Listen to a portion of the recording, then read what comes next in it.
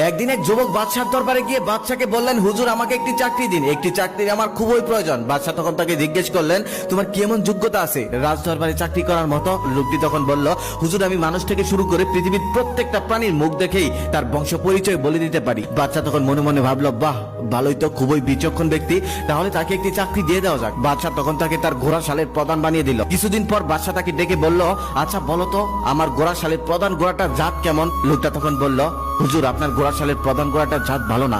বাদশা এটা শুনে রেগে গেল, কারণ সে 1000 স্বর্ণ মুদ্রা দিয়ে ঘোড়াটা কিনেছে আর তাকে প্রত্যেকদিন অনেক ভালো ভালো খাবার খাওয়ায়, অনেক যত্নে সেটাকে পালে, এমনকি বাদশা সেই ঘোড়াতেই চলাফেরা করে। কিন্তু লোকটি তার কথাই অটুট রইল, বলল আপনার ঘোড়ার জাত ভালো না। বাদশা তখন সেই ঘোড়া বিক্রেতাকে ডেকে আনলেন, ডেকে এনে জিজ্ঞেস করলো, সত্যি করে বলো এই ঘোড়াটার জাত কেমন? তখন লোকটা কাঁপতে কাঁপতে বলল, হুজুর আমাকে ক্ষমা করুন, এই ঘোড়াটি অনেক ভালো জাতের ছিল, কিন্তু যখন ও ছোট্ট ছিল তখন ওর মা মারা যায়, তারপর থেকে আমি ওকে গরুর দুধ খাইয়ে বড় করেছি, এই জন্য ওর হাব ভাব একটু